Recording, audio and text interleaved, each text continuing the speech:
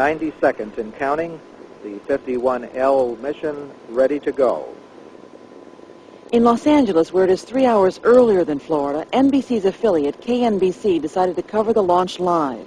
This is a special report from Channel 4 News.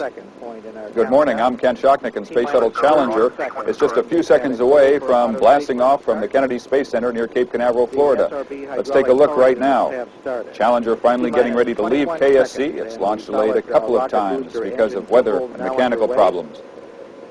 T-minus 15 seconds. The voice of launch control, Hugh Harris of NASA. T-minus 10, 9, 8, 7, 6. We have main engine start. 4, 3, 2, 1, and liftoff. Solid rocket boosters kicking in. 25th Space Shuttle mission, and it has cleared the tower.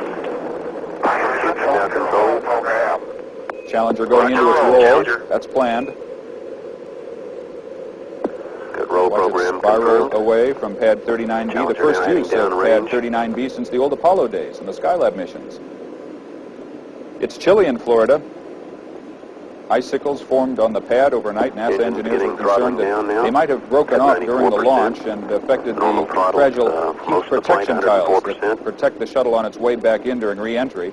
We'll throttle down to 65% shortly.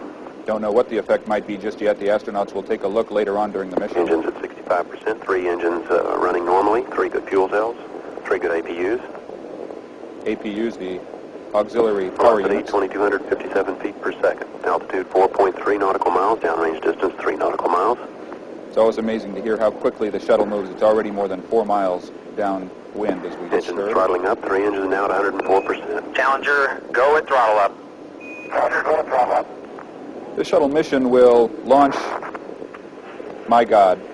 1 minute 15 There's been an explosion. Velocity 2,900 feet per second. Altitude 9 nautical miles. Downrange distance 7 nautical miles. This is not standard. This is not something that is planned, of course.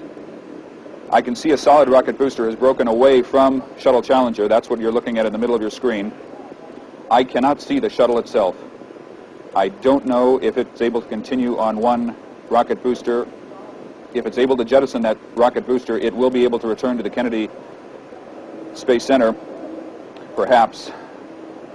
The shuttle engines are not enough to power the shuttle back down. It would have to shut down. Looking very carefully at the situation. Obviously a major malfunction. I hope they were able to survive. I hope the astronauts... We have no downlink. We have absolutely no sign at all of the shuttle itself. All we saw was that one explosion only about a minute into the flight. And we saw the solid rocket booster. Now here's something coming down. I don't know what that is. I don't think that that's the shuttle. I believe that's a piece of debris that's coming back earthbound. I don't know. It's too small for the shuttle itself. Pieces falling out of the sky in the Florida morning. It's about 20 till noon in Florida. There are contingency plans for the shuttle when something does go wrong, when something goes terribly wrong. We have a report from the flight dynamics officer that the vehicle has exploded. Flight director confirms that. We are looking at checking with the recovery forces to see what can be done at this point. 8:40, and we hear from launch control the vehicle has exploded. That's the orbiter itself, the Shuttle Challenger, has exploded. We Contingency procedures are in effect. Assume that the crew is not alive. This is unheralded in the history of the space program. Ladies and gentlemen, I have covered the space shuttle launches since the very first launch, since before the first launch itself, going way back, and nothing like this has ever happened. Of course, there was the Apollo fire on the ground at the Kennedy Space Center, the Apollo 1 fire that killed 3 astronauts during a test run back in the 60s, but the shuttle program itself, to this time, has been untouched by any human problem.